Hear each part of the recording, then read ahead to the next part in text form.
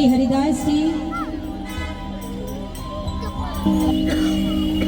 श्री हरिदास जी पहले तो वृंदावन घना वन था, अब तो आजकल ऐसा हो गया है। तो श्री हरिदास जी जो थे वो निकुंजों को, मतलब उनके बहुत सारे शिष्य थे। तो जैसे कोई एक स्पेशल जगह होती है, तो एक निकुंज को श्री हरिदास जी रोज प्रणाम किया करते थे। तो उनके शिष्य देखा करते थे। अब गुरु से पूछने की हिम्मत नहीं हुआ करती थी कि गुरुदेव आप यहाँ एक ही निकुंज का मतलब होता है जहाँ बहुत घना वन होता है, उसको निकुंज बोलते हैं, कि आप।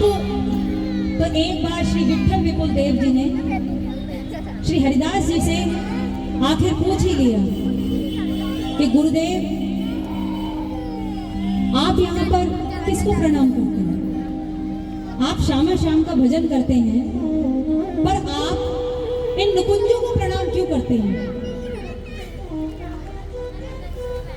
तो श्री हरिदास जी कहते हैं अब कल तुम भी प्रणाम करना। तो विठल विपुल देव जी गए और निकुंज को प्रणाम किया। अब जैसे ही निकुंज को प्रणाम किया, श्री विठल विपुल देव जी कौन है? श्री हरिदास जी के शिष्य हैं। जैसे ही श्री विठल विपुल देव जी ने निकुंज को प्रणाम किया, तो क्या देखते हैं? श्यामा श्याम विराजमान है ललिता जी, यानी कि श्री हरिदास जी जल की झारी लिए हुए खड़ी हैं और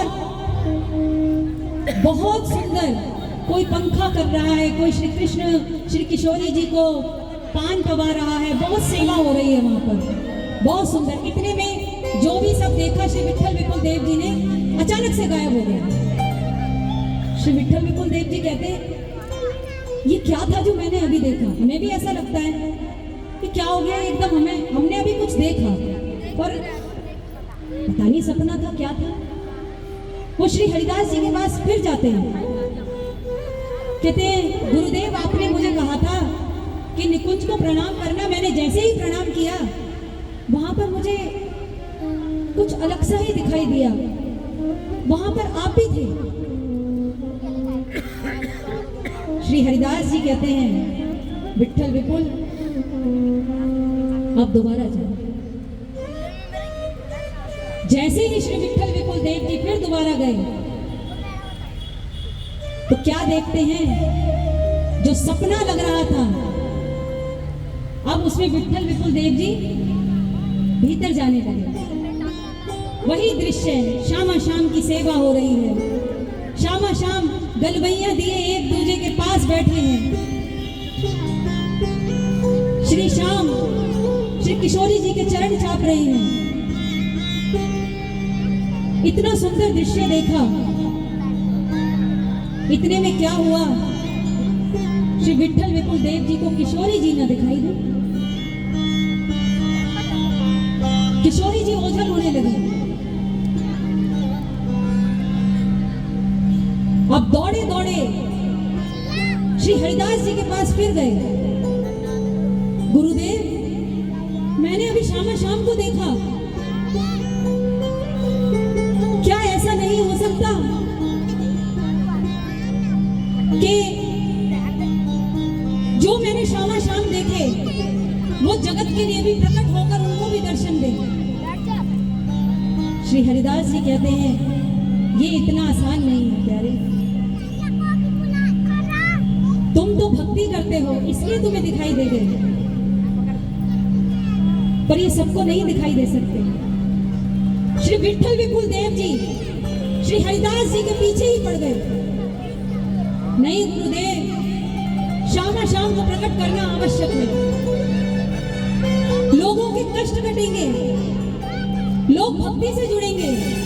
बोले श्री बांके बिहारी लाल की।